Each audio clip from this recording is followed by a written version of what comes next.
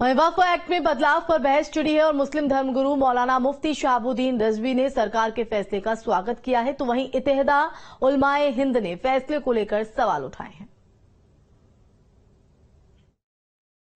आज पार्लियामेंट में वक्फ बिल पेश किया गया। वक्फ में बहुत सारी तरमीमें और तब्दीलें की गई हैं और ये तब्दीलियां जरूरी थी। जिस तरीके से वक्फ की संपत्ति को लेकर के भूमाफिया और वक्फ बोर्ड के चेयरमैन, अधिकारी, मेंबरान का तालमेल होकर के जमीनों पर कब्जे हो रहे थे, खुर्दबुर्द हो रहा था, तो इस पर अब लगाम लगेगी और मनमानी कोई नहीं कर सकता है। हमें इस वक्त में सरकार की नीयत पर शक है, हमें सरकार की नीयत सही मालूम नहीं हो रही है, इसलिए कि वक्फ बोर्ड की संपत्ति मुसलमानों की संपत्ति है और मुस्लिम धर्मगुरु अच्छी तरीके से जानते हैं मुस्लिम मसाइल को और मुसलमानों के मसाइल को लेकर। तो जो भी मशवरा करना हो धर्मगुरुओं को बिठाएं, उनसे मशवरा करें, उसके बाद ही कोई संशोधन की जरूरत पड़ती है तो संशोधन करें। पहली बात तो यह है कि वक्फ बोर्ड की संपत्ति में मैं समझता हूं कि किसी संशोधन की जरूरत नहीं है। सुन्नी धर्मगुरु और all India Muslim personal law board के एग्जीक्यूटिव सदस्य खालिद राशिद फिरंगी महली से वक्फ संशोधन बिल पर हमारे संवाददाता ने खास बातचीत की। उनका भी क्या कुछ कहना है वो भी सुनिए।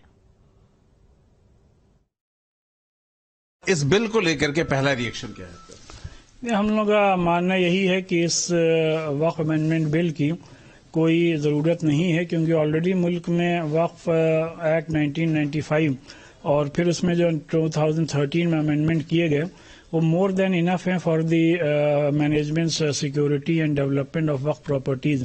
तो जितने भी प्रोविजन ऑलरेडी इस वक्त वक्फ एक्ट में हैं उसके ज़रिए से वक्फ के तमाम मामलात को सही तौर पर मैनेज किया जा रहा है। तो लिहाजा हम लोग का इसीलिए मानना है कि इस अमेंडमेंट की कोई ज़रूरत नहीं थी। और ये जो ड्राफ्ट लाया गया है अमेंडमेंट का, इसमें कई चीज़ें ऐसी हैं जो कि हम लोगों के नज़दीक वक्फ के लिए मुनासिब नहीं है, बल्कि उससे वक्फ को फ्यूचर में नुकसान पहुंचने वाला है, जिससे कि इसमें over riding powers district magistrate को वक्फ की प्रॉपर्टी के सिलसिले में दे दिए गए हैं।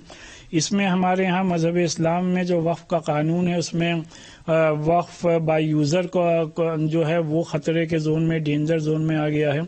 इसी तरीके से इसमें जो 2 मेंबर्स नॉन मुस्लिम रखने को कहे गए हैं वो मुनासिब नहीं है, क्योंकि वक्फ जो है वो हमारी इस्लामी शरीयत का एक अटूट हिस्सा है और मुल्क के आर्टिकल 25 और 26 ने हमें ये पूरा इख्तियार दिया है कि हम अपने रिलीजियस अफेयर्स को as per our religious laws and as per the tradition and custom of our religion manage कर सकते हैं। तो जाहिर सी बात है जो जिस मजहब का होगा वो अपने ट्रेडिशन और कस्टम के हिसाब से वही मैनेज कर सकता है। फिर जो दूसरे मजाहिब के रिलीजियस इंस्टीट्यूशंस हैं कल उसके लिए आवाज़ उठने लगेगी।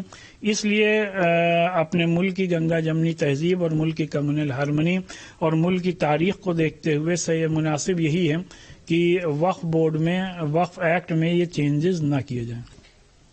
वीडियो जर्नलिस्ट सूफी खान के साथ आलोक पांडे, न्यूज स्टेट, लखनऊ।